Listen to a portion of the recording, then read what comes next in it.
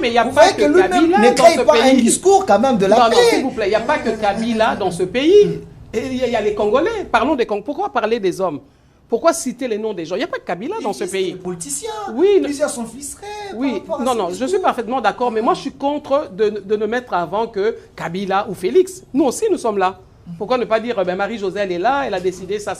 Kabila aussi a géré 18 ans, on a vu aussi sa gestion, c'est bon là. On ne va pas encore revenir dans le passé. Ça, c'est un autre combat politique. Nous parlons d'une préoccupation réelle par rapport au Congo. On est en train de nous voler notre pays. Alors, continuer dans des débats, dans des discussions qui ne nous apporteront rien, je ne pense pas qu'on pourra avancer. On nous vole le pays parce qu'il y a un leadership faible selon les opposants. Bon, on peut utiliser les mots qu'on veut. Il y a à boire et à manger. Je vous ai dit tout à l'heure, moi, je ne cherchais pas à m'attaquer aux hommes politiques proprement dites. Je ne veux pas ce débat-là. Moi, j'ai un débat responsable. Il y a un ça ne va pas. C'est ce que je vous ai dit tout à l'heure. Il y a un ça ne va pas. Et ce ça ne va pas, c'est depuis Mobutu, Kabila. On arrive à Tshisekedi. Il y a un ça ne va pas. Alors, prenons le courage de nous mettre ensemble. Allons-y, mettons-nous ensemble, réfléchissons. L'urgence, c'est d'arrêter cette guerre-là. L'urgence, c'est de réfléchir, comme je vous ai dit, à une nouvelle... Moi, je veux une nouvelle... Moi, personnellement, je ne parle pas de révision. Moi, je parle d'une nouvelle constitution. C'est mon combat depuis 2018. Il faut changer la constitution. Tôt ou tard, mais pas brutalement, je vous ai dit tout à l'heure. Il faut la... Mais il est libre. Je ne suis pas Ferdinand, moi, je suis Marie-Josée. Okay. Donc, il est libre. Alors, moi, j'ai dit que pour aller à une nouvelle constitution, pour moi, c'est un processus. On ne peut pas aller à une nouvelle constitution du jour au lendemain, parce que pour moi, ce n'est pas la solution. Pour moi, la solution, c'est qu'il faut qu'il y ait une participation citoyenne. Il faut que le Congolais puisse se saisir de cette occasion-là pour que nous puissions redevenir unis. C'est ce que moi, je suis en train de dire. Donc, ça, ce n'est pas un problème pour moi. Donc, le changement de la Constitution, on doit y arriver, parce que je vous ai bien dit que c'est l'état d'esprit qui a donné naissance à cette Constitution-là. De la même manière, l'état d'esprit qui avait donné naissance... Cette Constitution n'est pas que l'affaire des juristes. Ce n'est pas que l'affaire des philosophes. Non, mais alors, on est dans quoi? Nous faisons quoi? Nous faisons quoi? Nous voulons être un État sans constitution. Lorsqu'on dit ici que non, l'état d'esprit de l'époque où on a rédigé, c'était quel état d'esprit? Tout le monde voulait la réunification du pays. Tout le monde voulait qu'il y ait un gouvernement. On dit qu'il y avait les hommes forts, chacun voulait tirer. Tout le monde voulait les draps de son côté. Les gouvernants qui seront là, cette fois-ci, ce soit dans un état de droit où aucun gouvernant ne sera au-dessus de la loi.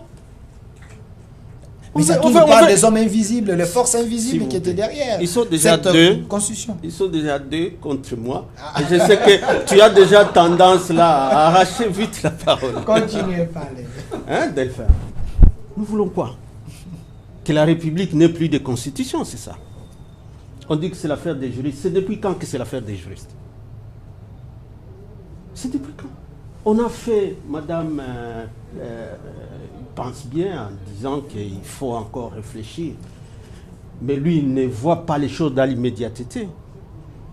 Les gens ont fait ici 6 ans dans le Rwanda. L'intangibilité du territoire national ne doit pas être dans les matières intangibles. L'intangibilité. Parce que, à mon entendement, l'intangibilité doit concerner ce qui touche la nature et la structure de l'État en tant que nation. Alors, moi je ne sais pas, donner au président de la République 2 ans, 1 an, 10 ans, ou je ne sais pas combien, 5 ans, est-ce que ça touche à la nature, à l'option démocratique de notre pays qui est fondamentale, et à l'organisation républicaine de l'État.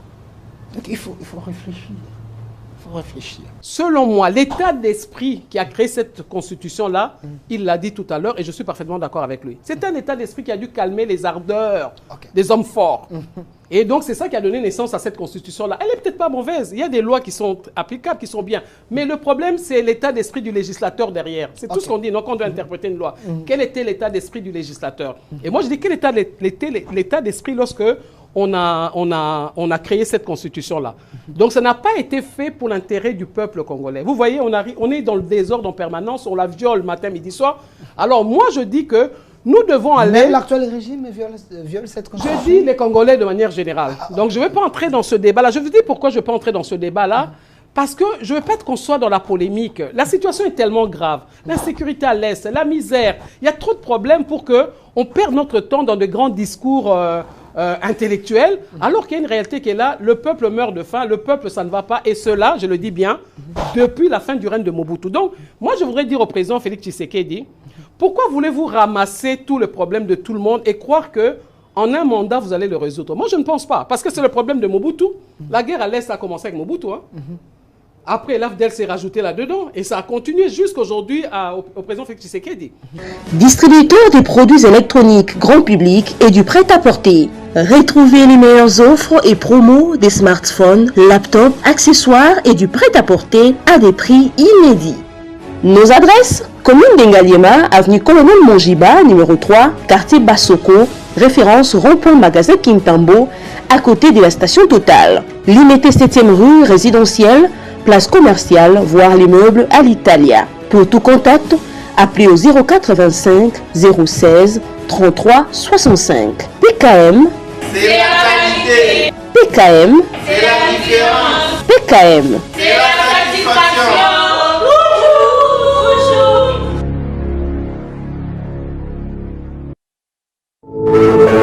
Puisque nous sommes tous Congolais, nous n'avons qu'une seule nation, la République démocratique du Congo, notre patrie.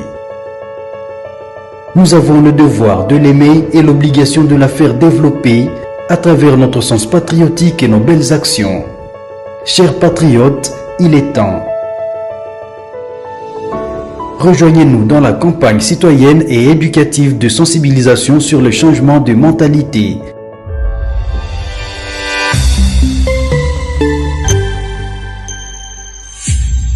Zala, bon citoyen.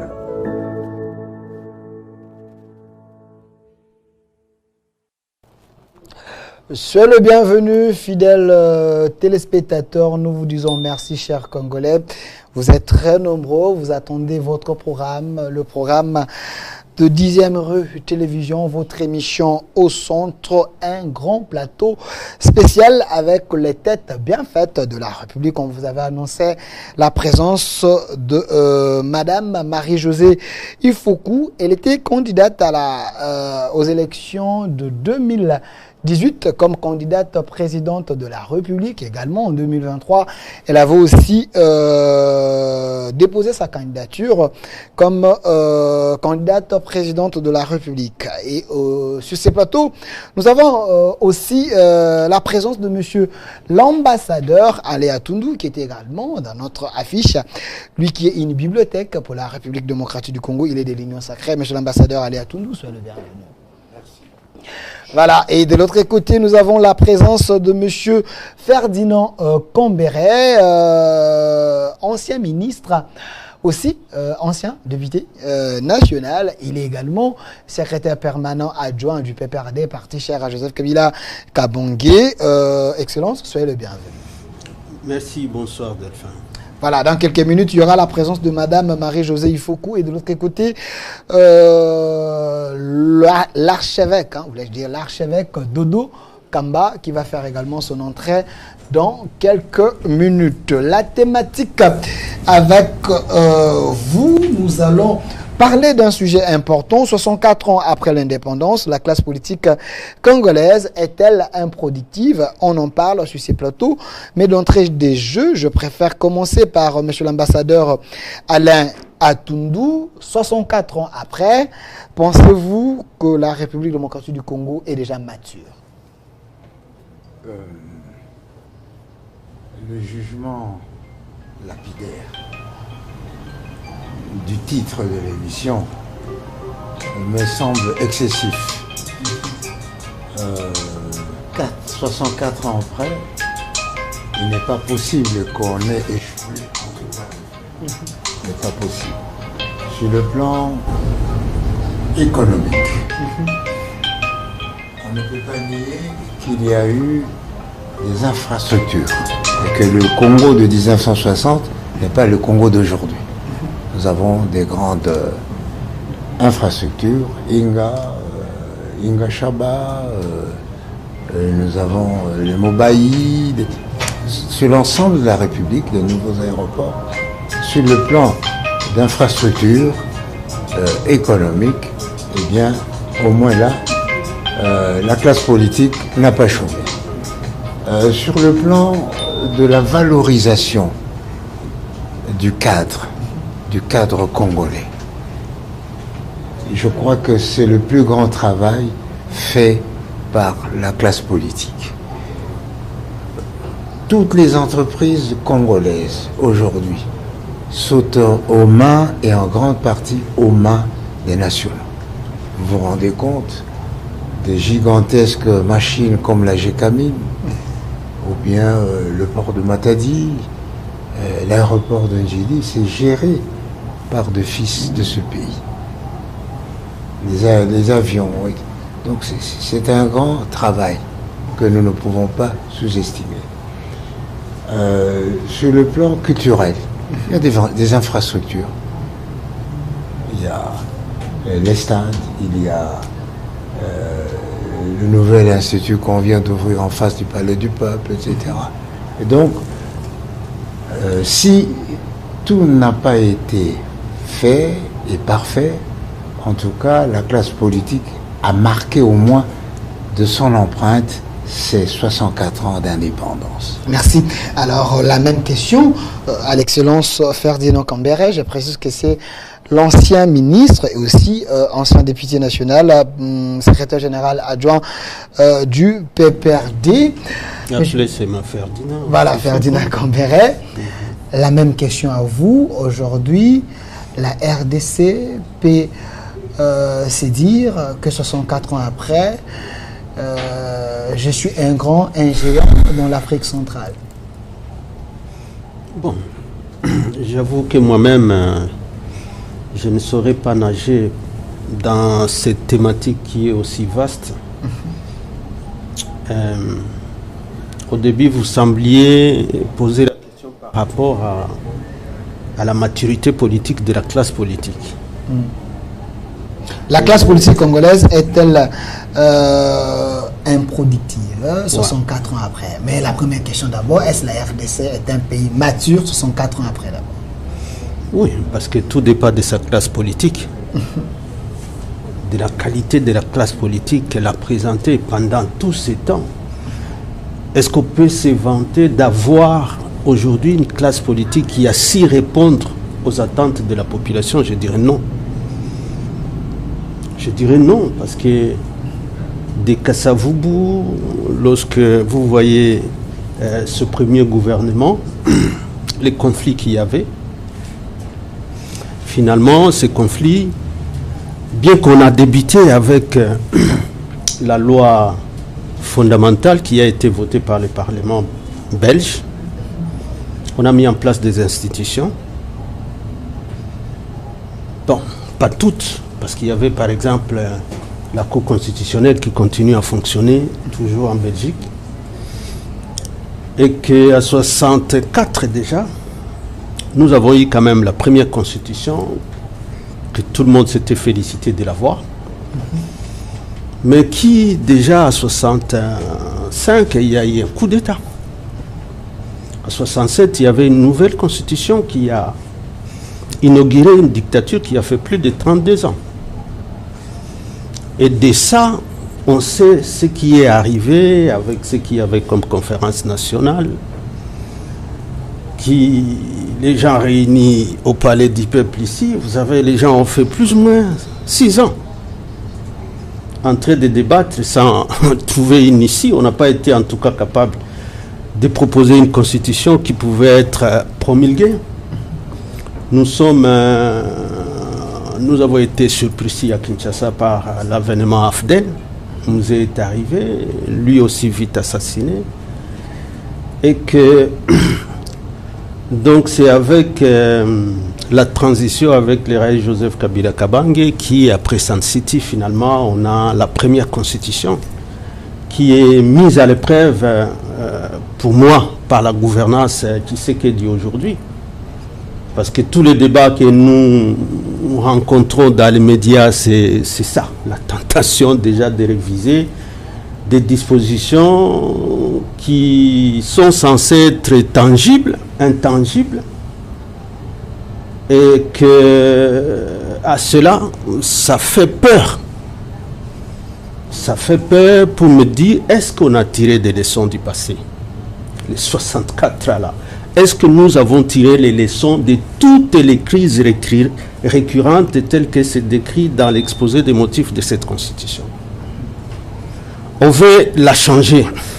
Au moins, elle a fait son épreuve de nous donner la première alternance pacifique, mais malheureusement qui n'a pas été accompagnée d'alternatives parce que nous sommes dans la crise, Delphin.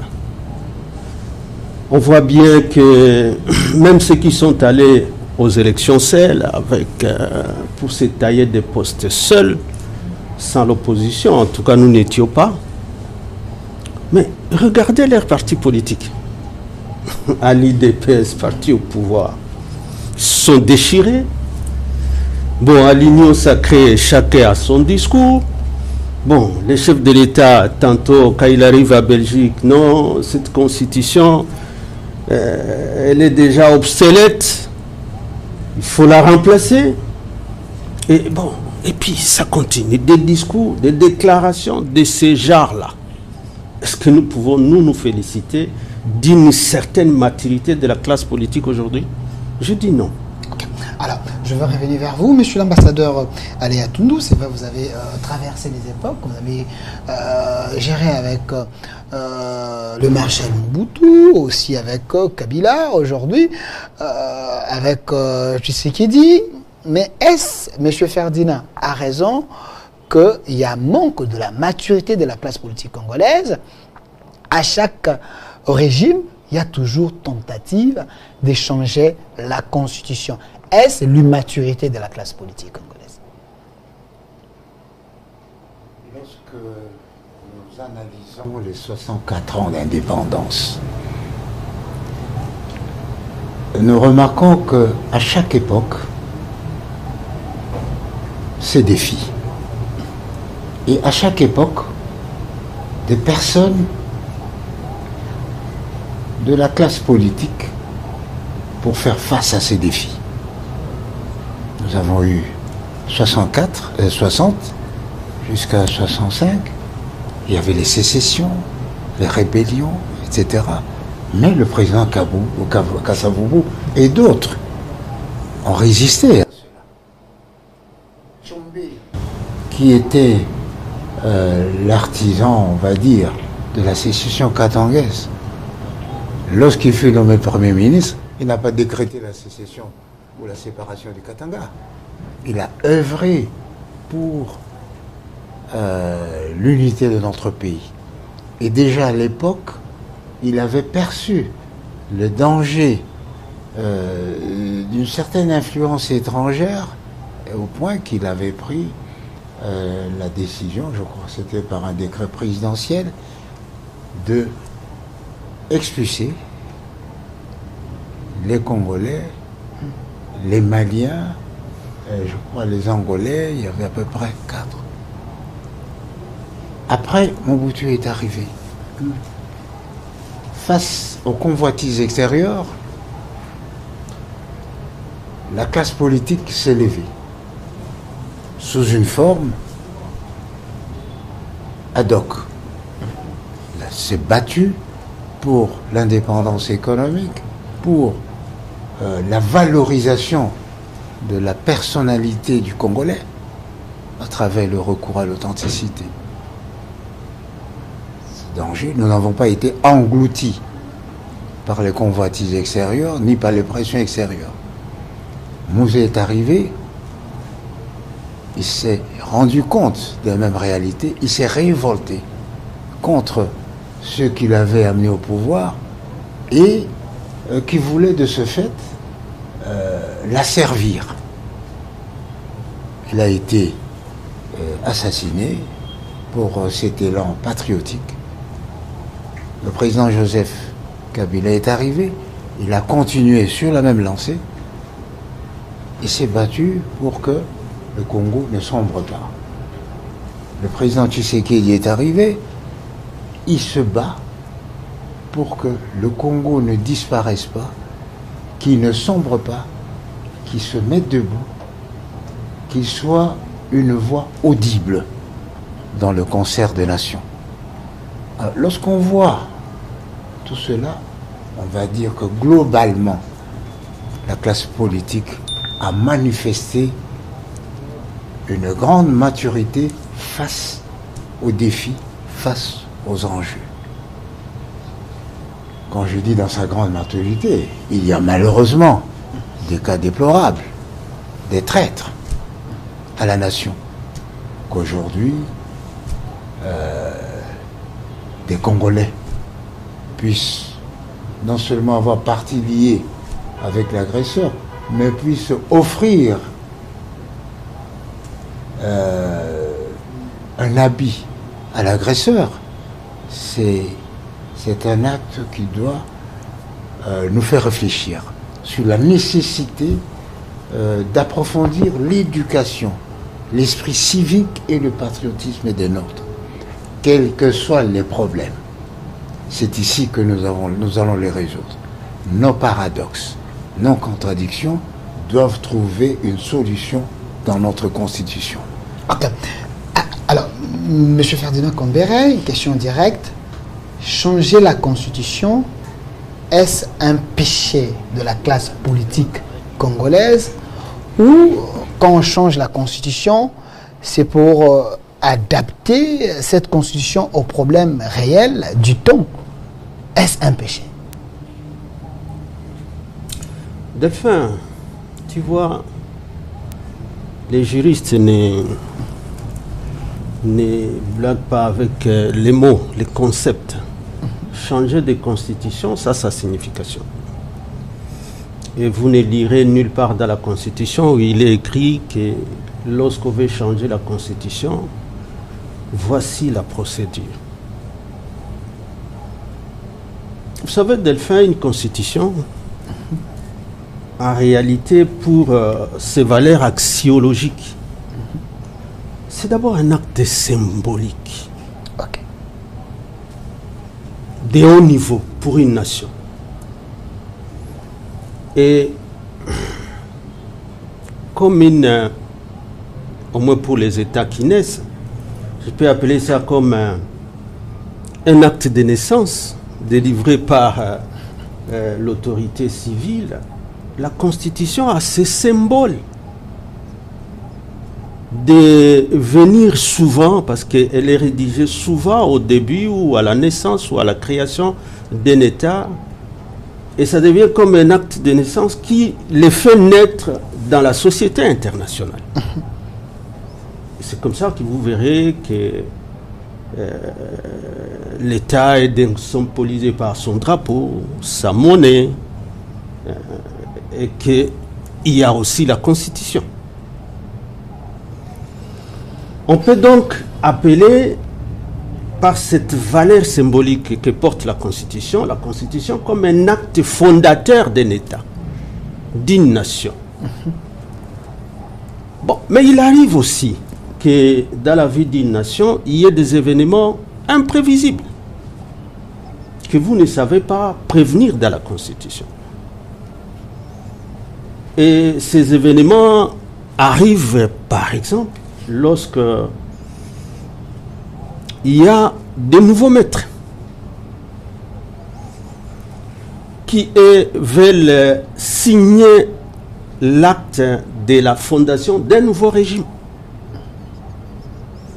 Et par ça aussi, ça toujours se passe par justement l'élaboration d'une constitution, parce que cela veut marquer une rupture avec un régime qui est passé et comme nouveaux venus qui doivent essayer de montrer que nous commençons une nouvelle ère pour la vie de la nation. Et donc, ça aussi, ça peut s'appeler une constitution comme un acte fondateur d'un nouveau régime.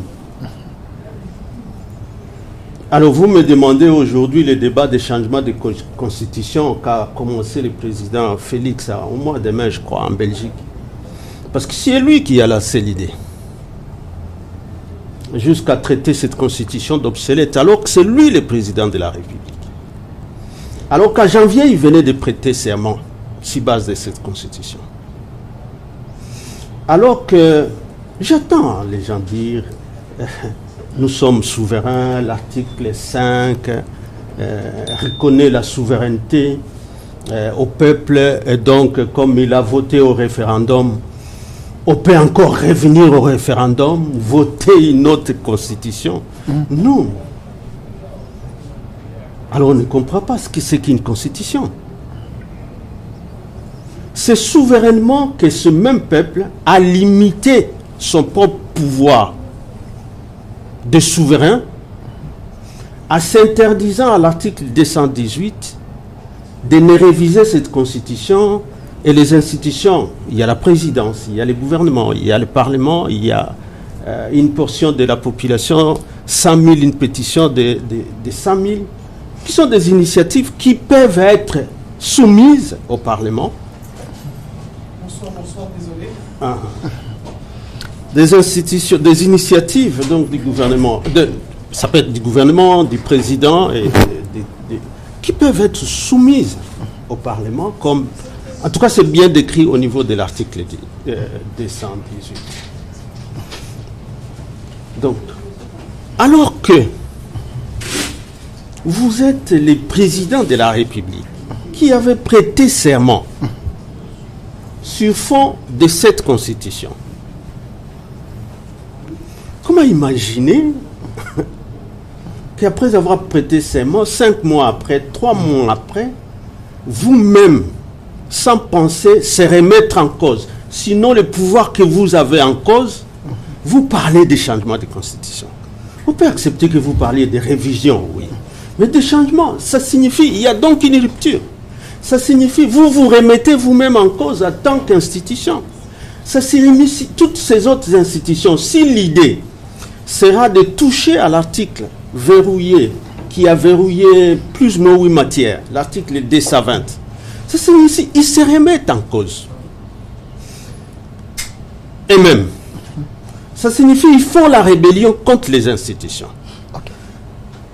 Et contre cette même constitution. Alors, comment imaginer quelle sera leur place?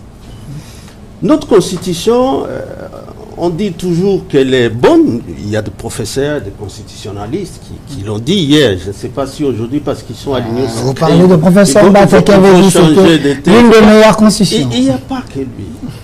Parce qu'en réalité, comme je viens de vous donner, déjà sa valeur symbolique en tant qu'acte fondateur d'une nation, s'il y avait rupture brutale, par exemple à l'avènement des musées, par exemple lorsque, là on peut accepter l'approche de la rédaction d'une nouvelle constitution.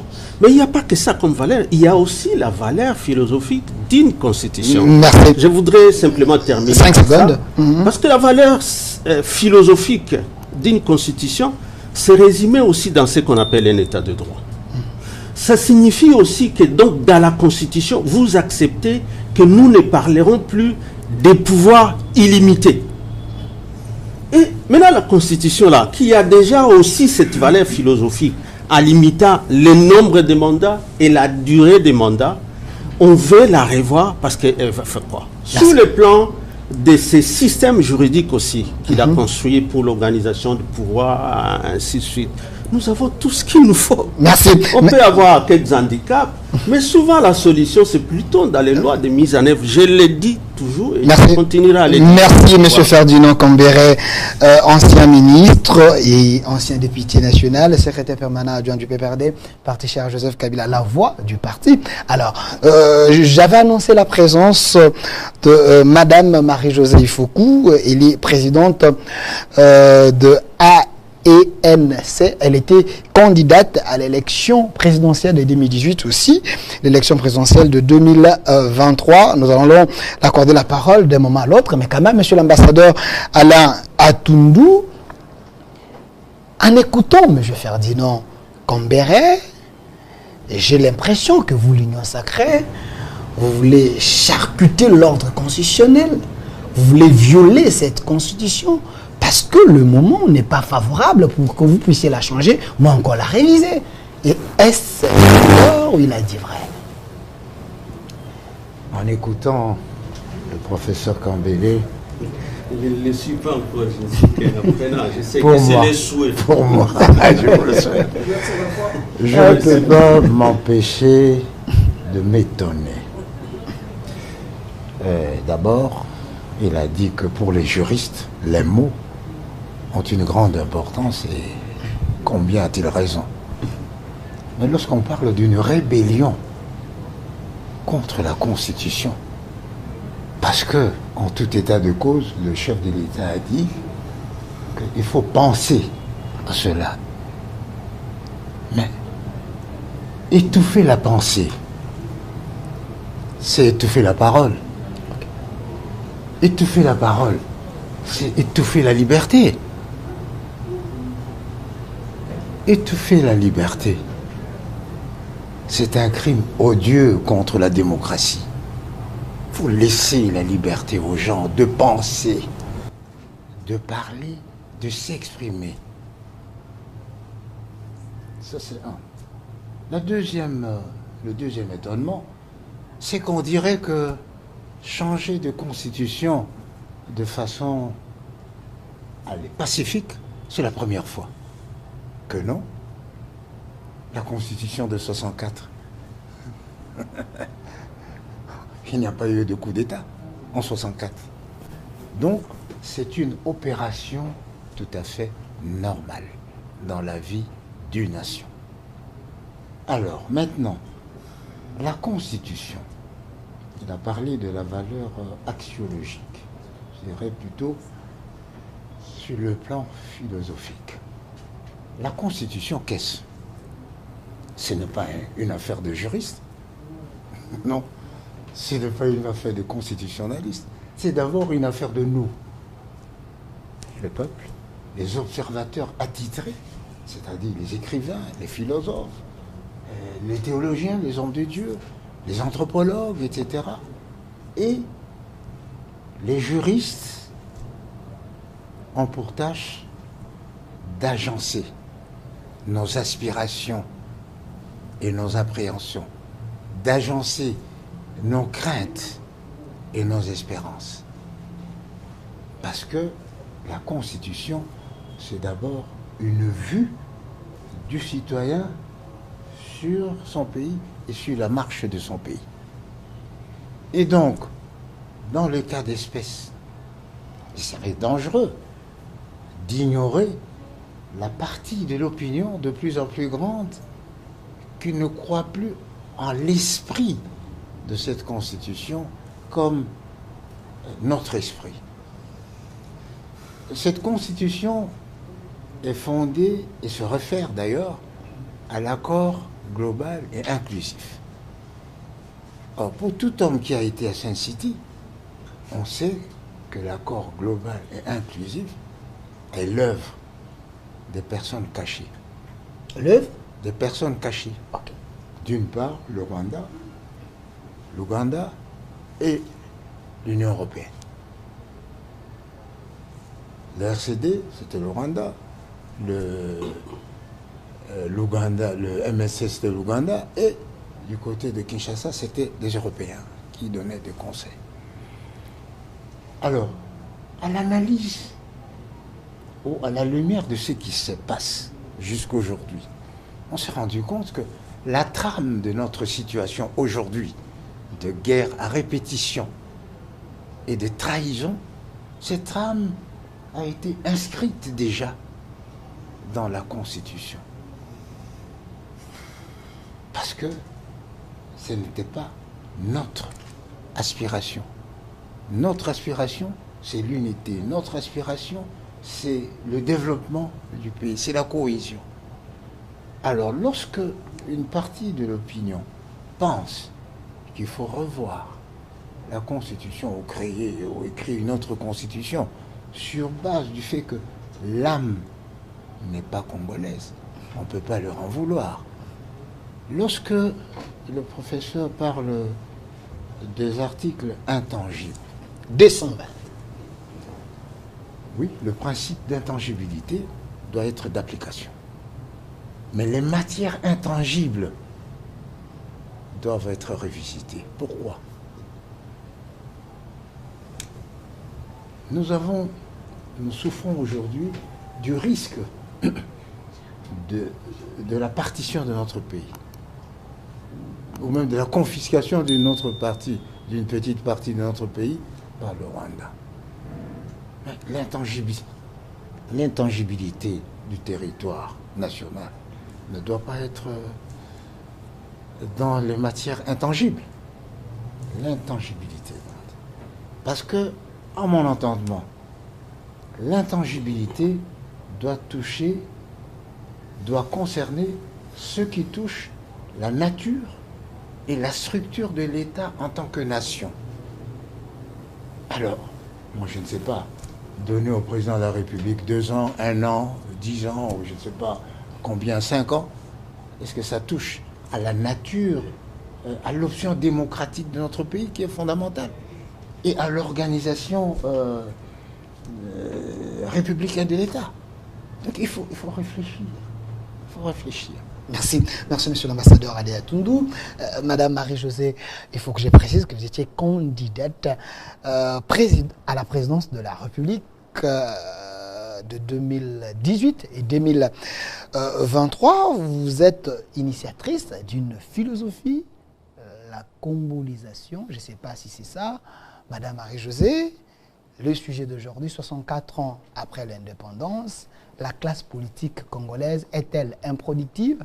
La première question que j'avais posée à mes invités, est-ce cette classe politique, elle est mature ou pas? Et la deuxième question, pourquoi chaque régime veut toujours le changement de la Constitution?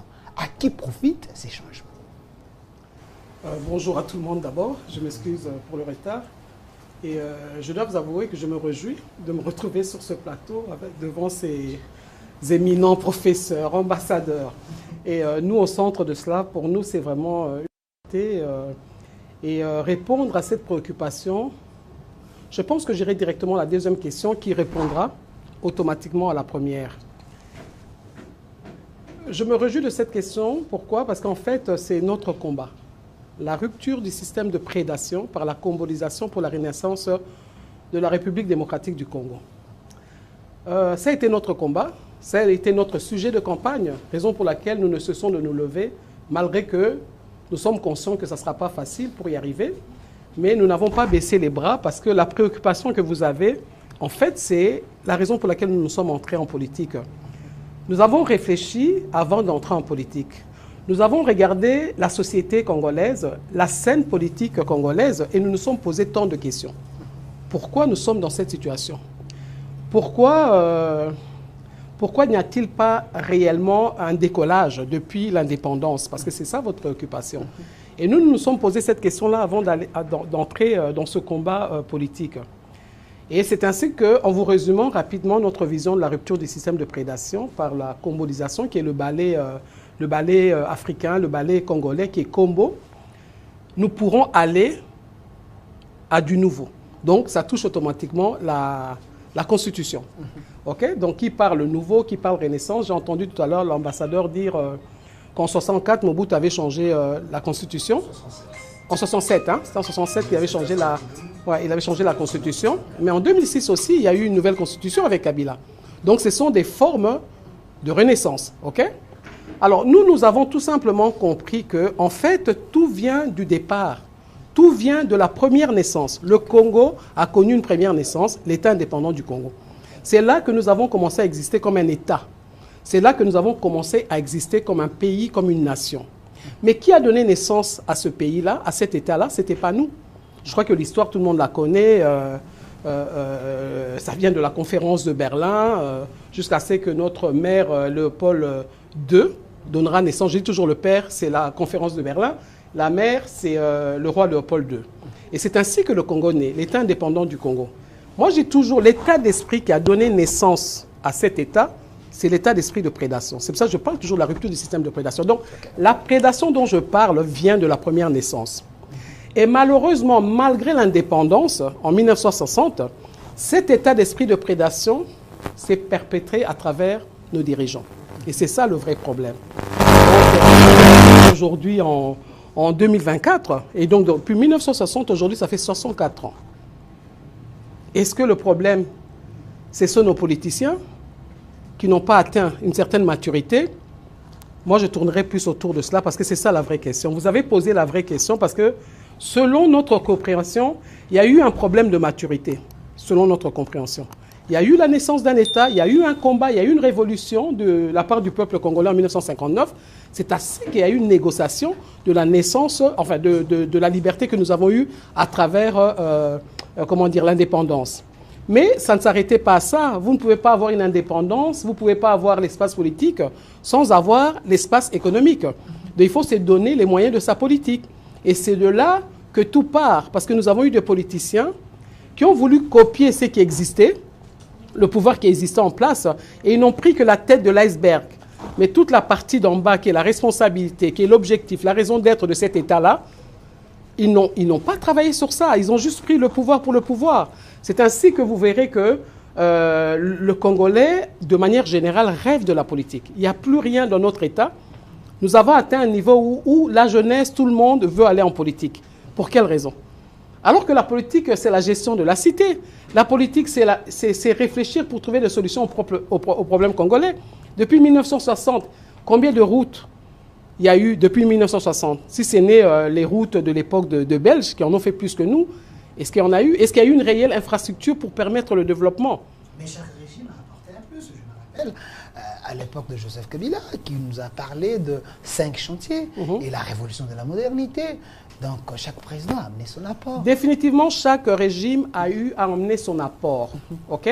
Même on peut retourner. Moi, je parle toujours de Kasavubu, mon préféré, qui a eu l'intégrité, une bonne gestion de la cité. Mais Mobutu est venu avec la cohésion nationale.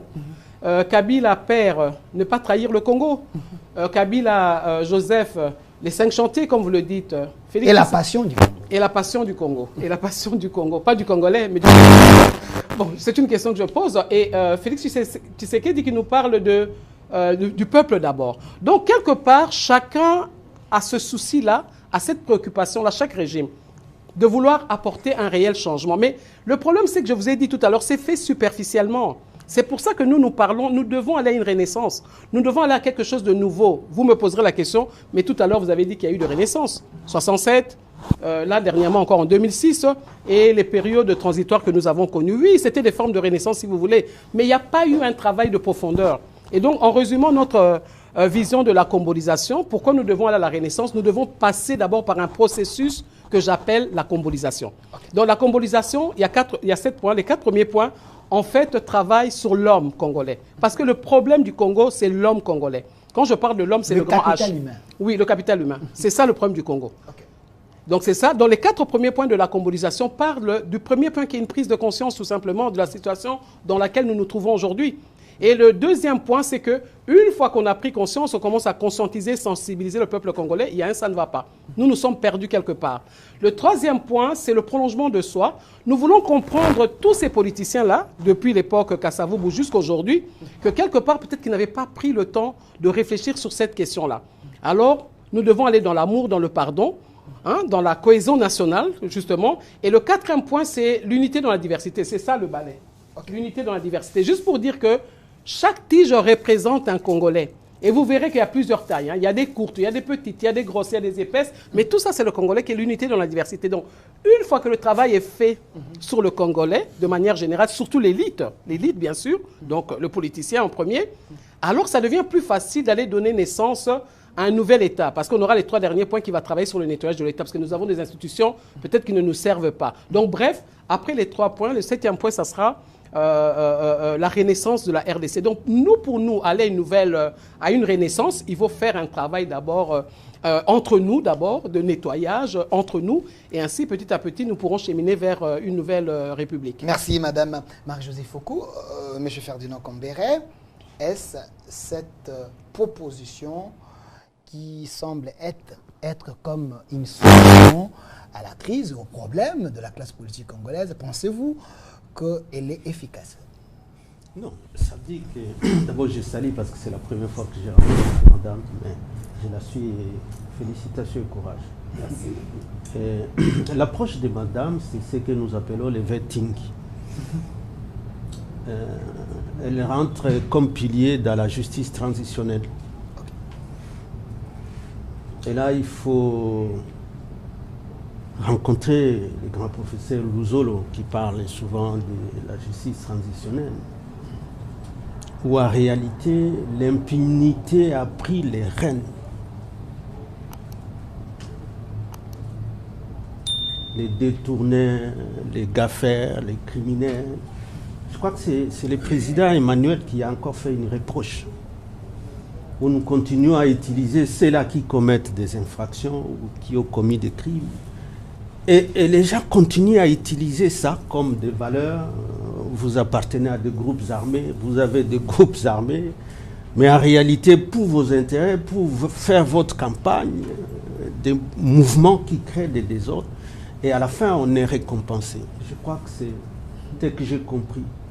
Il faudra qu'on soit élevé jusqu'à ce niveau-là. Et ça, c'est la justice qui doit faire son travail. Mais ici, je rentre sur la question de l'ambassadeur. Il dit, j'ai parlé de la rébellion. Lorsqu'on est animateur, on est gouvernant. On ne peut pas faire la rébellion contre les propres institutions dans lesquelles on est. Ce n'est pas moi qui l'ai dit, monsieur le professeur. C'est cette constitution elle-même. Lorsque déjà, dans l'article 1er de notre constitution, nous acceptons que la RDC soit un état de droit, c'est ça la valeur axiologique, philosophique, où un état et les dirigeants acceptent d'être limités dans les pouvoirs qu'ils ont, par le droit, qui doit dire son dernier mot. Tout puissant soit-il, l'État soit-il, il est aussi limité dans ses actions par des bornes. C'est ça un état de droit. Et non plus un régime des intouchables, encore une fois le professeur Lujo. Plus des régimes des intouchables. Ça, c'est la valeur philosophique. Et vous pouvez interroger le professeur Philippe Ardant. Il va détailler. Ce n'est pas ce que vous avez dit là. La valeur philosophique d'une constitution, c'est lorsqu'un État accepte d'être limité, lorsque les dirigeants eux aussi acceptent que leur pouvoir de temps à temps soit limité par le droit tel que c'est inscrit. Et là, nous avons un article 220 qui a déjà limité le pouvoir des dirigeants, par exemple les mandats. Et déjà l'ambassadeur, il dit, heureusement qu'il a dit que ce n'était que pour réfléchir. Et moi, je n'ai pas dit autre chose. Moi, j'ai simplement fait observer que la Constitution a prévu des infractions. La rébellion, c'est une infraction, c'est l'ambassadeur. Je ne vous apprends rien. Non, c'est pas nous. Et cette Constitution, ici, c'est elle qui parle des infractions politiques, des infractions de haute trahison. Vous avez tant parlé des traîtres. Mais ici, lorsqu'on envisage ce genre d'infractions, quand vous lisez article 165, 167, 164, c'est contre le président, contre le Premier ministre, ainsi que les co-auteurs et les complices. Il ne faut pas que nous croyions que nous inventons. Non, on n'invente pas. C'est donc des bornes constitutionnelles qui ont été mises là-bas parce que nous voulions nous valoriser cette valeur philosophique d'une constitution qui est un état de droit. C'est-à-dire un état où les dirigeants vont accepter et aussi d'être limités. Et ici, le mandat est déjà limité à D, le nombre de mandats. Et la durée, c'est 5 ans. Lorsque vous êtes dans ce pouvoir-là et que vous avez prêté serment, c'est là que l'article 164 parle de l'infraction de haute trahison. C'est plus grave que la rébellion. C'est plus grave. C'est une haute trahison. Et que c'est donc à cela que j'étais en train de dire que le changement de la Constitution, ce n'est pas une matière qui est dans cette Constitution. Dès que vous commencez à réfléchir, vous êtes en dehors de la Constitution. Mais la révision est prévue dans la Constitution. Constitution. La révision est prévue, c'est l'article, c'est le titre 7. C'est l'article 218 et les matières. Et ceux qui en ont l'initiative sont là. Le président de la République, les parlements, une portion de la population par une pétition de 100 000 signatures. C'est dedans. Parce que, comme a dit madame ici, nous pouvons toujours voir que les objectifs pour lesquels on a fixé l'opposition, pourquoi on n'a pas réussi à atteindre tel aspect? Pourquoi on n'a pas réussi à atteindre tel autre aspect? Qu'est-ce que nous pouvons modifier dans la Constitution? Qu'est-ce que nous pouvons réviser? C'est prévu dedans. Parce qu'il y a ceux qui pensent que c'est une constitution des belligérants. Je voudrais justement les rencontrer là-bas, brièvement, parce que j'ai même suivi mon ancien Premier ministre, Mouzito, parlait d'une constitution, je crois provisoire. Ah, vous étiez dans le gouvernement, Mouzito à l'époque. Provisoire. Et c'est là que je voudrais en même temps rencontrer mon grand frère, l'ambassadeur. Vous savez, quand vous parlez de la Constitution de 64, vous dites qu'on l'a élaborée sans qu'il y ait eu Mais la loi fondamentale, c'est elle-même qui a prévu que les Congolais se mettront. Ça, c'était déjà prévu qu'il fallait que les Congolais se mettent et qu'ils les élaborent leur propre constitution. C'était déjà prévu dans la loi fondamentale. Ça ne peut pas être une référence quelconque par rapport à ça. Parce que c'est aussi, comme j'ai dit, la variante symbolique d'une constitution comme un acte fondateur, soit d'un régime qui vient pour signer une rupture avec ce qui était là. C'est des grands professeurs, encore une fois, les livres de Philippe Ardant en parlent. Alors, donc, moi, je pense, tel que madame vient de le dire, les besoins pour nous tous, c'est ces soucis où tout le monde dit que la justice n'a pas encore fonctionné. Et la justice n'a pas encore fonctionné parce que c'est la justice, finalement, qui est symbolisée par les balais que porte madame. La congolisation. Parce que vous ne saurez pas les faire. Vous allez les regarder par leur face et commencer à chasser les gens. Toi, tu t'appelles Kambere, va là-bas. C'est la justice que nous devons, nous tous, consolider. Et cette justice-là, c'est qu'il y a encore un avantage dans cette constitution, c'est que les garants de la protection de cette constitution, d'abord le président de la République, vous le savez. Il ne peut pas commencer une campagne de changement alors que c'est lui qui, en réalité, protège cette constitution. Alors, le deuxième, je voudrais terminer par là, parce que nous avons parlé de la justice, c'est la Cour constitutionnelle. 5 secondes, Chité. Non, bon, vous m'avez appelé pour venir m'amuser ici. Vous avez suffisamment parlé, quand même. C'est la Cour constitutionnelle, en réalité, à laquelle il a même été donné des compétences pénales lorsqu'il y a des infractions graves comme des infractions de haute trahison. C'est la Cour constitutionnelle. Pourquoi elle ne peut pas prendre une ligne pour dire voici les matières révisables, parce que j'ai l'impression que chacun va inventer. Voici les matières révisables, voici ce qu'on ne peut pas réviser. Merci. C'est clair. Merci, M. Ferdinand. Pourquoi elle s'était... Je vais peut-être revenir là-dessus. Merci, M. Ferdinand. Plus tard, mais son silence là... parce que plus la Cour continuera, comme quand on est allé aux élections à cette ère de cette manière-là, les crises, nous ne saurons jamais les résoudre. Merci. À 64, nous pouvons nous accepter que lorsqu'on rédige la constitution de Loulouabou, on n'avait pas encore la chance d'avoir une cour qui fonctionnait ici. Non. J'ai l'impression que vous ne voulez pas que nous parlions. Vous nous invitez toujours. Ne soyez pas un dictateur quand même, s'il vous plaît. Je vous apprends que hier, lundi, le chef de l'État avait reçu les ministres de la Justice et le Conseil suprême de supérieur de la magistrature pour essayer un peu de parler, voir ce qu'il faut faire. Alors, je veux revenir. Monsieur l'ambassadeur, s'il vous plaît. Monsieur l'ambassadeur Alain Atundou, vous avez suivi Madame Marie-Josée Foucault, elle a parlé de la renaissance, la combolisation. Vous avez suivi Monsieur Ferdinand Kambere. Est-ce qu'il y a la nécessité de changer la Constitution maintenant?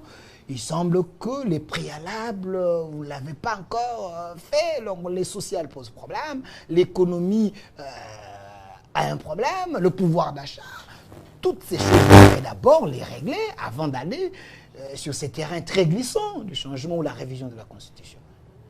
Je crois d'abord qu'il faut commencer par déterminer la nature de ce débat. Ce n'est pas un débat juridique, ce n'est pas un débat philosophique, c'est un débat républicain où chacun dit ce qu'il pense de la Constitution et de la valeur de la Constitution.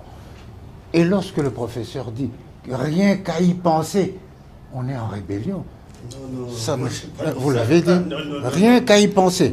En parlant du chef de l'État, un chef de l'État... Écoutez-vous. Non, mais écoutez-vous. Vous avez dit, rien qu'à y penser, on est déjà en rébellion. Non, on ne peut pas empêcher aux gens de réfléchir. Par ailleurs, la Constitution n'est pas un dogme. Et le fait qu'on reconnaisse que la souveraineté appartient au peuple et qu'on reconnaît à une portion déterminée de l'opinion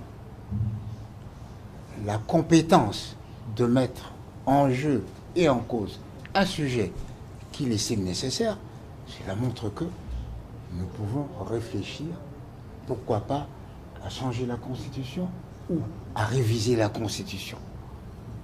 Quant à se référer à ce qu'a dit le professeur Tantampion, etc., vraiment, excusez-moi, je crois que c'est une des causes de nos malheurs. Nous devons réfléchir d'abord par nous-mêmes. Par nous-mêmes. Parce qu'en 64 ans, nous avons appliqué tout ce qu'on nous a amené de l'étranger. Nos enfants sont allés étudier à l'étranger, mais aujourd'hui, nous devons pouvoir réfléchir par nous-mêmes. Pourquoi donner 5 ans? Pourquoi pas 3 ans? Pourquoi 4 ans? Il faut réfléchir. Ce n'est pas parce que la réflexion dérange qu'elle est inutile. La réflexion qui dérange souvent amène une évolution. Ça, c'est... Et puis, s'agissant de madame, j'ai beaucoup apprécié son exposé, mais elle s'est arrêtée en cours de chemin. Parce que nous ne faisons pas, en politique, on ne fait pas de la réflexion fondamentale. On fait de la réflexion aux fins d'action. Et donc, cet aspect-là, je ne l'ai pas vu. Les actions concrètes, le type, la matrice d'où nous allons avoir à réaliser cela. Il faut que nous puissions réfléchir par nous-mêmes. Parce que les réalités qui sont les nôtres sont différentes. J'ai entendu un ancien Premier ministre dire que, ah, mais vous voyez, l'Amérique, la plus grande démocratie du monde, son président n'a que 4 ans. Et pourquoi nous, 5 est passé à peut-être à 7 ou je ne sais combien? Mais comparaison n'est pas raison. C'est que le ministre, le président de la République des États-Unis doit faire, en gros, on dirait, c'est le management, c'est l'entretien. Mais ici, c'est la construction. C'est la construction. Vous voulez une autoroute d'ici à Lubumbashi. Ça ne vous prend pas 2 ans. Et puis, nous devons cesser de limiter nos réflexions au mandat. Nous devons pouvoir compter sur une projection de 1000 ans pour nous permettre de passer sans encombre les différentes péripéties. La personnalisation des débats politiques. On parle de constitution, on voit tel. On parle de changer telle disposition, on voit tel. Non, nous devons réfléchir. La réflexion doit être rebelle à l'emprisonnement. La réflexion, pour qu'elle soit bien menée, elle doit être rebelle à l'emprisonnement. Mais vous n'avez pas répondu à ma question. Les préalables, vous ne l'avez pas encore réalisé. Quel préalable? Les sociales des Congolais, 64 ans après, si c'est que de pouvoir, madame a dit si, vous avez promis, le peuple d'abord et autres. Tout c'est là, le peuple à fin. Mais pourquoi vous voyez seulement les changements de la Constitution du moment que... Non, posez la question comme ça, c'est pas ça le sujet. Le préalable.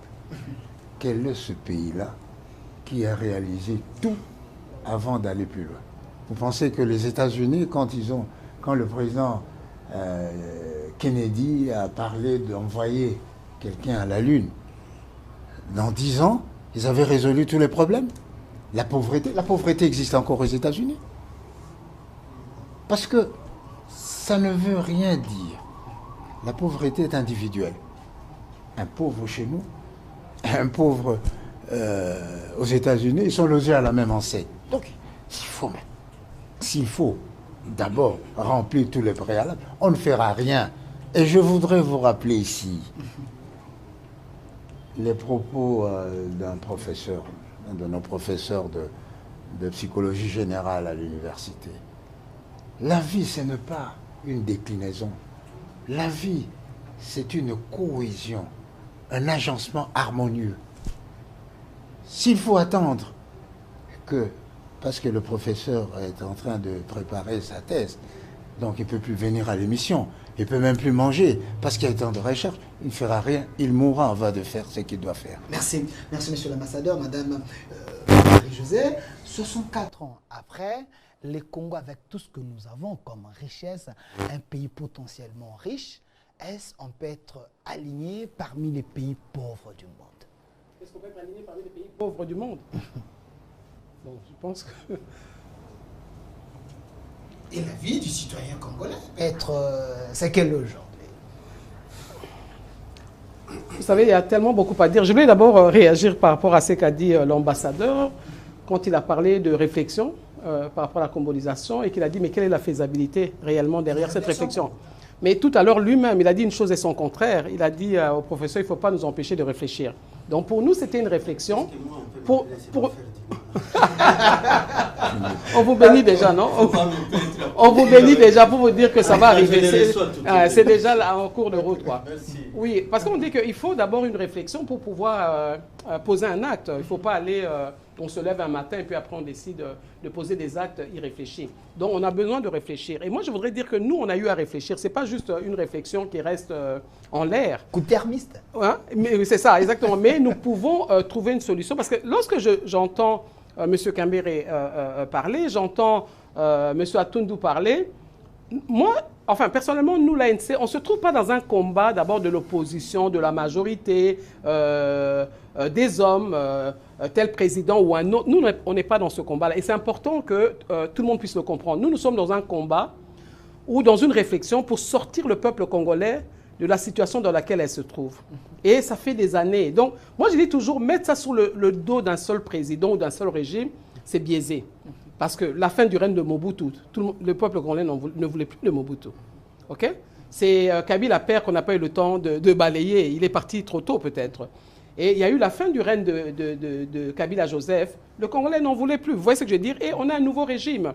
Et ce nouveau régime, selon moi, ou selon la vision de notre parti, c'est ce régime qui doit nous aider à passer à autre chose. Parce que le reste, c'est du déjà vu. Donc c'est un régime de transition. Pour moi, c'est un régime de transition, je l'ai toujours dit. Mais il faut qu'eux-mêmes en prennent conscience que c'est une forme de transition. Mais qu'on comprenne quand je parle d'un régime de transition. Il ne faut pas que le mot soit mal compris. Quand je parle, ça c'est dans ma compréhension, d'un régime de transition, qu'est-ce que j'entends par là? Parce que moi, je dis que nous devons aller à une renaissance. Tout ce qui se fait depuis la fin du règne de Mobutu jusqu'à aujourd'hui, pour moi, on est en train de, comment dire, j'ai dit toujours le mot rafistoler, je crois.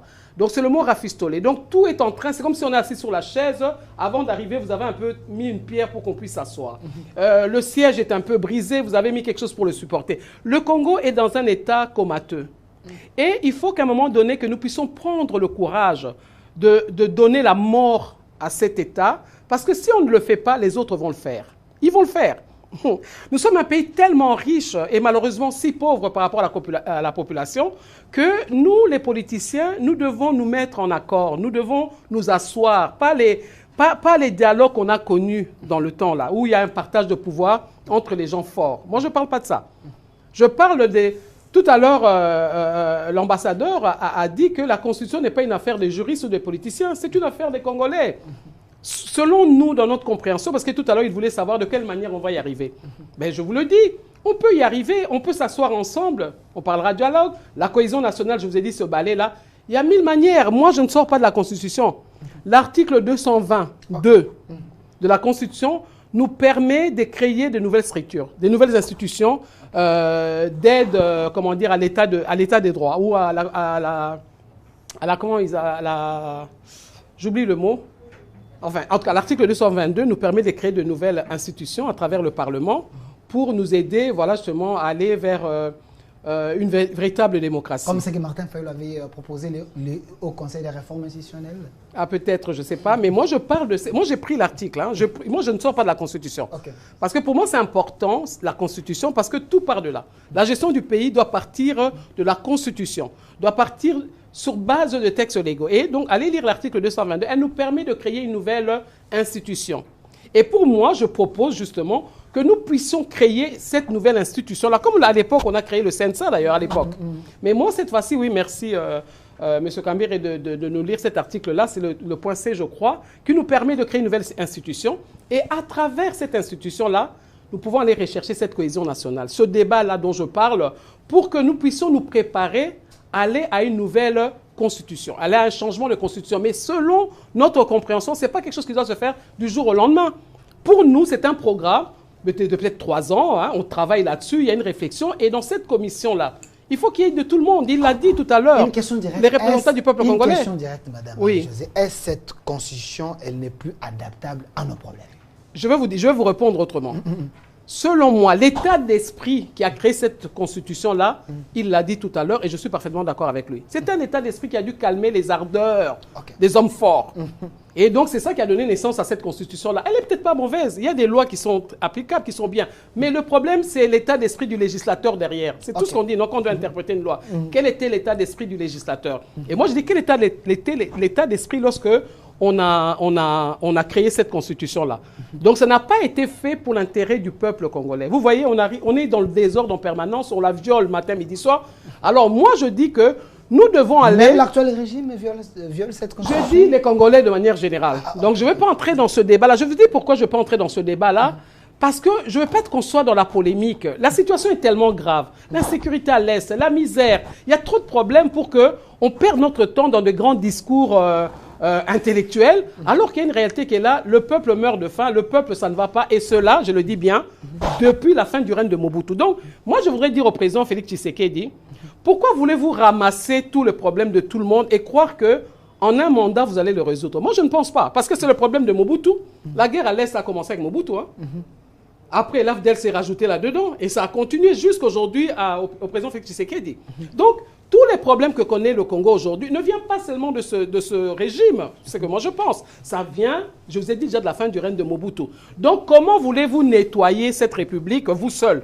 C'est pour ça, pour moi, il faut ouvrir la porte. Mais j'ai l'impression que vous voulez laver les chefs de l'État, parce qu'il y a ceux qui pensent que leadership, gouverner, c'est prévoir. Oui. On ne vient pas apprendre au sommet de l'État. Quand on vient, c'est pour trouver des solutions. Oui, non, mais lui, il a ses solutions, que je ne critique pas. J'ai dit Kabila a eu ses solutions, Mobutu en a eu. Lui, Félix Tshisekedi, il y en a aussi. Je ne suis pas contre tout cela. Moi, je ne suis pas dans ce combat-là, opposition-majorité. Moi, je suis dans un combat responsable d'un peuple qui croupit dans la misère. Je dis bien, ce n'est pas depuis Félix Tshisekedi. Du temps de Kabila, c'était là. Du temps de Mobutu, c'était là. Moi, je parle d'une solution qui devrait nous aider tous. Donc, à travers cet article-là, 222, nous pouvons créer cette institution-là où nous pouvons nous asseoir, tous les représentants du peuple congolais, et discuter d'une nouvelle constitution. Donc, au finish, on y arrivera à une nouvelle constitution. Mais 3 ans plus tard, parce que nous voulons la participation citoyenne, nous voulons que le peuple puisse comprendre de quoi il s'agit. Nous voulons que le peuple puisse saisir cette opportunité de comprendre un peu c'est quoi la politique, et quel genre de politique, quel genre de régime nous voulons avoir dans ce pays, et que le peuple puisse, puisque le peuple congolais aime la politique. Et donc nous voulons lui donner l'occasion, à travers cette période-là, parce que moi je dis la colonisation, c'est aussi un processus, c'est aussi une période. C'est pour ça que j'ai parlé d'une transition et que le président Félix Tshisekedi devrait s'en saisir pour nous conduire tous ensemble. Il ne faut pas dire opposition, majorité, parce qu'en réalité, il n'y a pas une réelle opposition, majorité. Moi, je ne la vois pas. Donc, il y a... On est dans la politique un peu mélangée. Allons-y dans quelque chose, dans quelque chose de neuf. Et je ne veux pas responsabiliser Tshisekedi, je ne veux pas responsabiliser Kabila, je ne veux pas responsabiliser Mobutu. Je nous responsabilise tous, parce que tous ces politiciens-là sortent de la population. Donc la solution, ça serait les efforts de tout le monde, mais bien sûr, collectivement. Bien sûr, parce que Kabila connaît ses erreurs, Mobutu connaît ses erreurs, Félix connaît ses erreurs, et ils ont du bon aussi chacun. Il n'y a pas que du mal dans chacun d'eux, il y a du bon, il y a du mauvais. Merci. Alors mettons-nous ensemble à travers cette structure-là et réfléchissons pour donner naissance à une nouvelle république. Que vous proposer une cohésion nationale. Alors, monsieur... Mais j'ai pas honte de le dire, le balai, c'est la cohésion nationale. Merci. Hein, cette unité nous donne une force Mais contre les autres et pas contre nous-mêmes. Et le régime apparemment n'est pas d'accord avec ça, parce Bon, qu'il n'y a pas un problème profond au pays pour qu'il y ait une cohésion nationale. Alors, monsieur Ferdinand Cambéré, parce que 64 ans après, quand même, nous devons nous affirmer, il semble qu'il y ait un problème de leadership. Hein. Aujourd'hui, même la question de la diplomatie, la question sécuritaire pose problème. Est-ce que ces problèmes est constaté aujourd'hui dans la classe politique congolaise? Il n'y a pas une direction, une vision pour trouver des solutions aux problèmes de l'insécurité et de notre diplomatie. Bon, Delphin, d'abord je fais remarquer que le débat dans lequel nous sommes va dans tous les sens. Va dans tous les sens parce que dès lors que vous dites, bon, cette constitution n'est pas que l'affaire des juristes, c'est pas que l'affaire des philosophes. Non, mais alors on est dans quoi? Nous faisons quoi? Nous faisons quoi? Nous voulons être un État sans constitution. Lorsqu'on dit ici que non, l'état d'esprit de l'époque où on a rédigé, c'était quel état d'esprit? Tout le monde voulait la réunification du pays, tout le monde voulait qu'il y ait un gouvernement. On dit qu'il y avait les hommes forts, chacun voulait tirer tout le monde voulait les draps de son côté. Les gouvernants qui seront là, cette fois-ci, ce soit dans un état de droit où aucun gouvernant ne sera au-dessus de la loi. Mais ça parle des hommes invisibles, les forces invisibles qui étaient derrière. Ils sont déjà deux. Constitution. Ils sont déjà deux contre moi. Et je sais que tu as déjà tendance là à arracher vite la parole. Continuez à parler. Hein, Delphin? Nous voulons quoi? Que la République n'ait plus de constitution, c'est ça. On dit que c'est l'affaire des juristes. C'est depuis quand que c'est l'affaire des juristes? C'est depuis quand? On a fait, madame pense bien en disant qu'il faut encore réfléchir. Mais lui, il ne voit pas les choses dans l'immédiateté. Les gens ont fait ici 6 ans dans la conférence nationale souveraine. 6 ans. Chacun avait son idée. Pour l'autre, était dans la conférence, c'était chasser Mobutu tout de suite. Pour chacun, ils étaient là. Il y avait des étrangers là. C'est l'ambassadeur. Dans la conférence nationale souveraine. Je suis en train de regretter une chose. Tous ceux-là qui disent que l'état d'esprit... Donc si vous prenez la constitution des États-Unis d'Amérique qui a fait autant d'années, ceux qui sont là aujourd'hui parce que Trump peut-être va venir ou ça sera Kamala, et lui il va dire l'état d'esprit de l'époque où on lit les textes par rapport aux garanties qui sont données dans les textes. Moi, j'aurais voulu, au moins ici, que l'ambassadeur nous dise. Parce que depuis qu'il a dit qu'ils sont en train de réfléchir, c'est leur droit de réfléchir. Mais qui vous a interdit de réfléchir? Et les éminentes têtes qui sont à l'union sacrée. Et il n'y a pas que des juristes si vous ne voulez pas des juristes. Et il n'y a pas que des philosophes si vous ne voulez pas des philosophes. D'autres peuvent réfléchir, anthropologues et tous les autres. Mais ce qui me fait peur, c'est quand on dit que cette constitution n'est pas la nôtre, c'était des étrangers. Donc on crache sur toutes les intelligences qui étaient ici, au Sénat, pour faire l'avant-projet de cette constitution. Il semble que les gens agissaient par procuration. Est-ce que les gens agissaient par procuration? Les gens n'étaient pas indépendants. Des choses comme ça. Mais professeur, qu'il y a eu une participation citoyenne lorsqu'on élaborait cette constitution-là? Est-ce qu'il y a eu une participation citoyenne? On parle du souverain qui est le peuple congolais. Est-ce que le peuple congolais se sent concerné par toutes ces constitutions-là? Donc aujourd'hui, si vous voyez bien, vous auriez fait œuvre-utile lorsque vous amenez ici, vous, la meilleure proposition, qui serait la plus bonne que ce qui est dedans. Là, je comprendrais. Mais me dire qu'il y avait autant d'experts belges, il y avait autant... Donc, toutes ces commissions qui siégeaient au niveau du Sénat, là, est-ce que c'est simplement dans notre pays qu'il y a des experts qui peuvent participer aux travaux d'un gouvernement et qu'à la fin, c'est le Parlement qui l'endosse? Oh, on l'a soumis au référendum. Et tout ça, on crache dessus. Et jusque-là, Delphin, personne de tous ceux qui sont en train de passer à la télé, je suis en train de les suivre. En dehors de l'argument, c'est une constitution provisoire pour d'autres. C'est une constitution de belligérants. Enfin, en dehors de ce qu'ils donnent comme argument là. Mais pourquoi nous réfléchissons? J'ai fait référence ici à un professeur, un constitutionnaliste. On dit non, vous réfléchissez, c'est toujours par procuration. Ma femme, la science, vous allez la changer? C'est la science, monsieur le professeur. Mais Sambo nous les parle droits de... constitutionnels. Donc, je voudrais terminer Mais par Sambo ici. dit il y a eu 18 étrangers. C'est ce que je dis. Congolais, Étrangers, mais qui viennent comme experts. Est-ce que ce sont les étrangers qui ont voté? Vous voulez dire que lorsque nous prenons la liste de tous ces députés qui étaient dedans, il y a même, je crois, Mouzito qui a parlé des gens qui, ça a été promulgué par quelqu'un qui n'avait pas de légitimité. Mais finalement, même la notion de légitimité, et vous ne voulez pas que les gens se réfèrent à ce qu'on sait en science. La légitimité est définie en science. Et la science est universelle, elle n'est pas étrangère. Alors, si nous n'avons plus les mêmes normes, les mêmes principes, et les mêmes règles, et les mêmes connaissances des sciences, alors à ce moment-là, c'est chacun qui commence à définir. Donc, les mots légitimité, nous n'allons pas nous attendre parce qu'il n'y a pas de référence. Mais quand c'est changé en 2011, il y a eu révision. Qu'est-ce que vous en dites? Ce n'est pas interdit, madame. Non, non, je pense que cet article-là n'était pas... cet article-là où on a ramené madame, les articles verrouillés... un seul tour, ouais. Les articles verrouillés, madame, c'est la forme républicaine de l'État. Oui. Qu'est-ce qui est verrouillé dans la forme? Ce qu'on a choisi, l'unitarisme, la décentralisation. Un État indivisible, c'est ça la forme qu'on a choisie. Qu'est-ce qui est verrouillé? Les prérogatives données aux provinces et aux ETD. C'est l'article 3. Où il est reconnu à ces provinces-là d'avoir la personnalité juridique, d'avoir une gestion autonome et d'être gérées par des organes locaux. Aujourd'hui, vous voulez commencer à nommer. Et ça, on dit que c'était pour... Ça m'a fait... Nous parlons de quoi, Delphin? Non. Delphin, nous parlons de quoi? Le pouvoir français. Qu'est-ce qu'elle propose? Aujourd'hui, ils veulent qu'on nomme. On n'a jamais vu ça. Ils veulent un mandat de 7 ans. Il y avait même un autre professeur qui avait parlé de 9 ans. On n'a jamais vu ça. Ce qu'on veut ici, c'est que la valeur, donc la Constitution en tant que système juridique, l'ensemble de ces règles-là, est-ce que tout fonctionne normalement? Est-ce que la population a ses besoins dans les actions du gouvernement?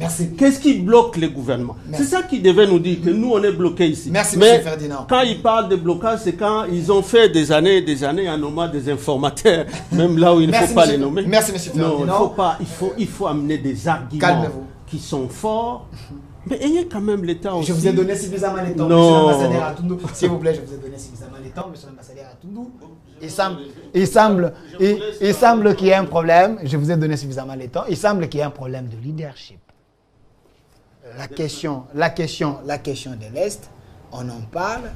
Sous votre régime, les problèmes sont pires.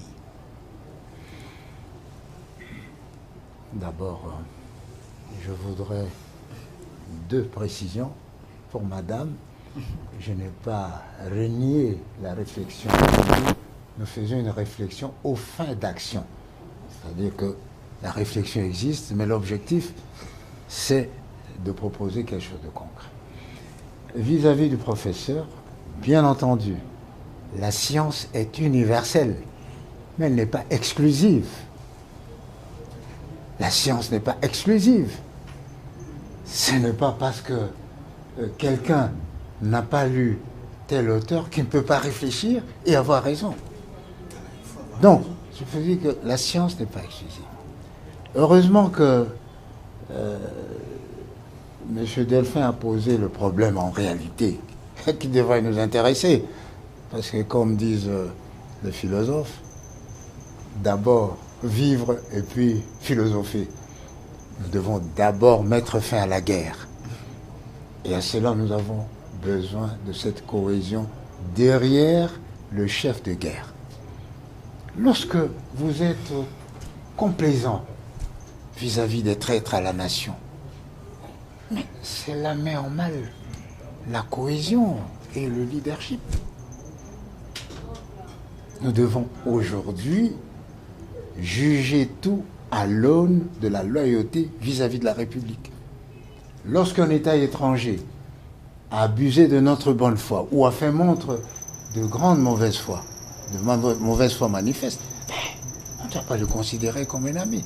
Lorsqu'un fils du pays a trahi son pays, va travailler pour les agresseurs, mais c'est un traître, il n'y a pas d'autre mot. Et l'état de droit doit serrer. Parce que la guerre, ce n'est pas une partie de plaisir, ni un boom comme on disait dans le temps. La guerre, c'est empêcher à l'autre de vous faire du tort. C'est ce que nous devons faire. Nous devons faire en sorte que les gens nous laissent tranquilles réfléchir à nos problèmes comme nous le faisons maintenant. On ne peut pas favoriser qu'un étranger, qu'un fils de ce pays aille rejoindre le Rwanda ou aille rejoindre n'importe quel pays pour nous attaquer et nous empêcher de réfléchir. Non. Il faut d'abord sauver la réalité ontologique du pays avant de commencer à réfléchir.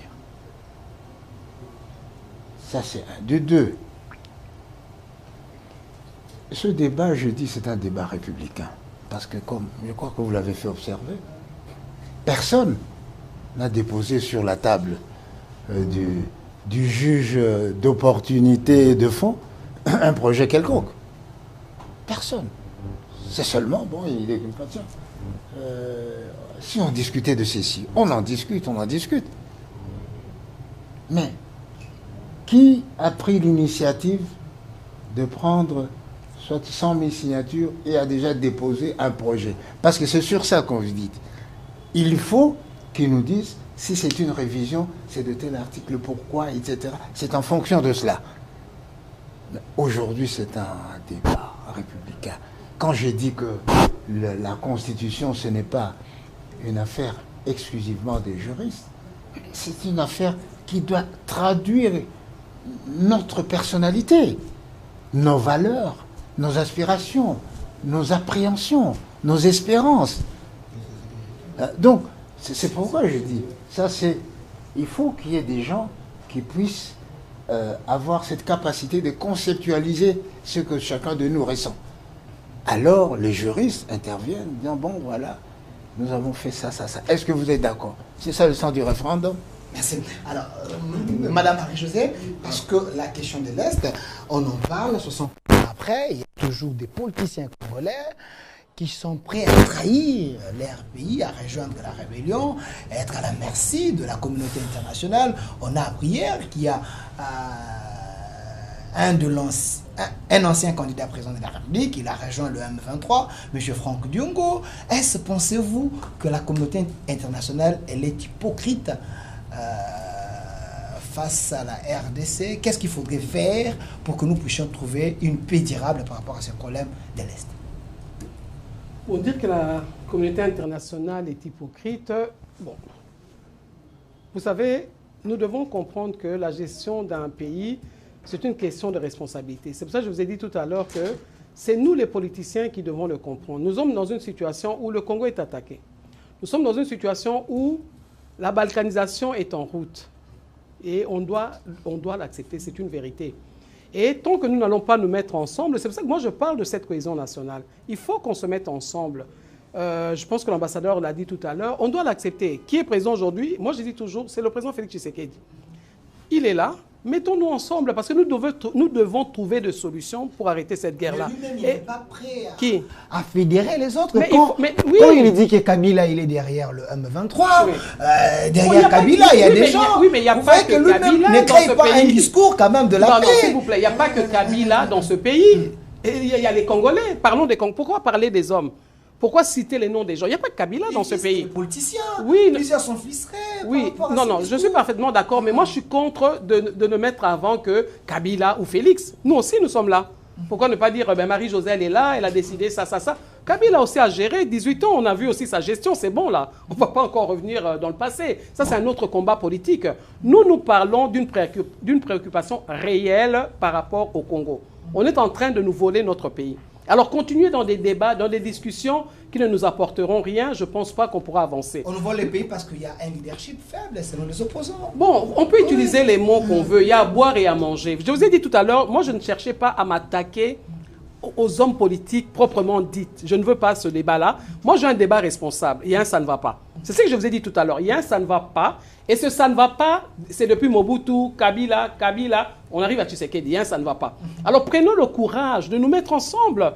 Allons-y, mettons-nous ensemble, réfléchissons. L'urgence, c'est d'arrêter cette guerre-là. L'urgence, c'est de réfléchir, comme je vous ai dit, à une nouvelle. Moi, je veux une nouvelle. Moi, personnellement, je ne parle pas de révision. Moi, je parle d'une nouvelle constitution. C'est mon combat depuis 2018. Il faut changer la constitution. Tôt ou tard, mais pas brutalement, je vous ai dit tout à l'heure. Il faut la. Mais il est libre. Je ne suis pas Ferdinand, moi, je suis Marie-Josée. Okay. Donc, il est libre. Alors, moi, j'ai dit que pour aller à une nouvelle constitution, pour moi, c'est un processus. On ne peut pas aller à une nouvelle constitution du jour au lendemain parce que pour moi, ce n'est pas la solution.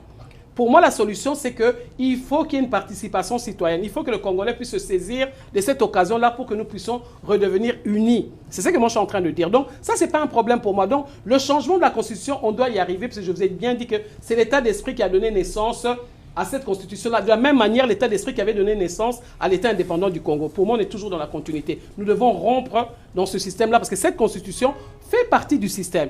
Il y a eu beaucoup de mains noires qui étaient derrière cette constitution-là. C'est pour ça, pour moi, elle doit être balayée de toutes les façons, mais pas brutalement. Il faut conscientiser le peuple. Il faut qu'on se mette ensemble. Il faut qu'il y ait cette cohésion nationale. Moi, c'est de ça que je suis en train de parler. Donc, si on se comprend, en se mettant ensemble, justement, on peut parler aussi de cette guerre à l'Est.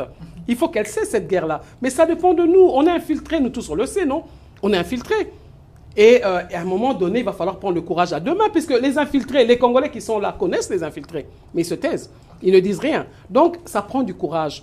Pour faire ce que je suis en train de vous dire, ça prend aussi l'oubli de soi, ça prend l'abnégation. Il faut prendre ce courage-là de dire que nous-mêmes, nous allons tuer ce Congo-là et donner naissance à un nouveau Congo qui va renaître de ses cendres. Moi, c'est de ça que je suis en train de parler. Merci. Alors, nous sommes à la fin, je vais vous donner une minute. Nous sommes à la fin. J'ai dit bien une minute. Ferdinand Cambéré, 64 ans après, la classe politique congolaise est-elle improductive? Quoi retenir? Quelle est la solution selon vous pour que le Congo redécolle? Delphin, ceux qui nous dirigent doivent être conscients que rien ne va, comme dit madame. Okay. Mais si c'est toujours le genre de discours que je n'entends pas pour la première fois, il y a des traîtres et d'autres qui ne sont pas traîtres, c'est le pouvoir qui est sain, et ainsi de suite, alors que nous attendons des solutions de cette guerre-là. De la manière que cette guerre a commencé, tout le monde sait comment ça a commencé. Et de la manière qu'elle est en train d'être gérée. Hier, c'était des députés qui nous disent il y a un village Kilembe à Walikale, là, les Ouazalendou, ils ont répondu. Où est passée notre armée? Ce genre de discours-là, Delphin. Comme dit madame, nous allons nous perdre le temps dans les réflexions sur la Constitution. Non, celle-ci, elle est étrangère. Nous voulons une nouvelle. Quelle est cette nouvelle que vous voulez nous amener? Elle est où? Parce que même lorsque nous étions encore régis par les pouvoirs coutumiers de l'époque, sans constitution écrite, mais c'était des institutions stables. Pourquoi nous ne pouvons pas les avoir aujourd'hui? Qu'est-ce qu'on reproche à cette constitution? J'ai aimé ce que madame a dit. Il faut que la Constitution... C'est la Constitution qui doit rassurer cette participation citoyenne. D'abord, pour le choix des dirigeants, c'est les élections. Les élections étaient passées de la manière que vous connaissez. Est-ce que ça, c'était la faute de la Constitution? La participation citoyenne, c'est quoi? C'est participer aux décisions des pays. Et ça, la Constitution a déjà décliné le pouvoir à 3 niveaux. Et que ça soit dirigé au niveau de Kinshasa, au niveau des provinces et au niveau des ETD. Les anglo-saxons appellent ça les government local ou local government. Pourquoi nous n'arrivons pas, nous, à mettre en œuvre ça et nous pensons que balayons cette constitution, dès qu'on aura, on va inventer ce qui n'existe pas ailleurs. C'est plutôt la mise en œuvre dans la faisabilité. Mais l'essentiel a déjà été rédigé. Et je dis bien, encore une fois, je ne dis pas qu'elle est parfaite, il n'y a aucune constitution qui soit parfaite, mais ce qu'on vérifie dans une constitution, c'est d'abord, cette valeur symbolique, la valeur philosophique qu'on lui donne. Maintenant, l'architecture juridique de comment les institutions doivent fonctionner, comment est organisé le pouvoir à Kinshasa, dans les provinces, les ETD.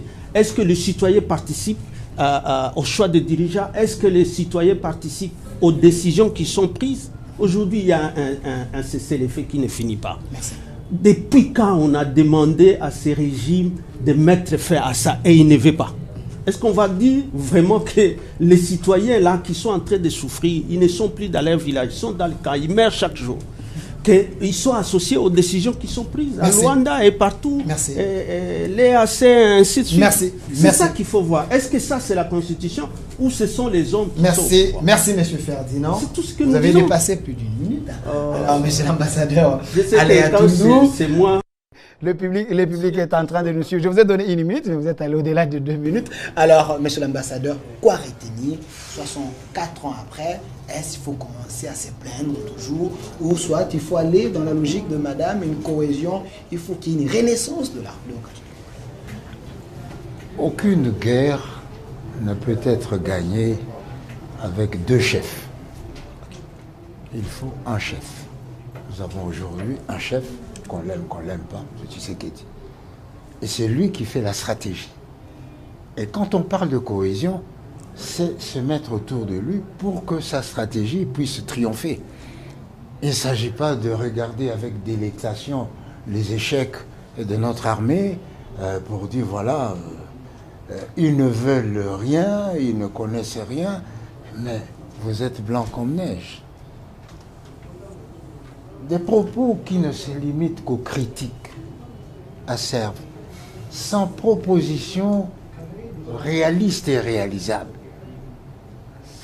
On pourrait dire que c'est un peu du populisme. On pourrait le dire. Donc aujourd'hui, ayons un sursaut patriotique. Nous sommes en guerre. Qui est le chef de guerre? C'était, allez, mettons-nous derrière lui et chassons l'ennemi. Il n'y a pas de compromis ou de raison pour expliquer la trahison. Il n'y a pas de compromis avec la trahison. Tous ces gens-là qui reviennent, qui tuent les nôtres, soi-disant pour chasser le pouvoir démocratiquement élu.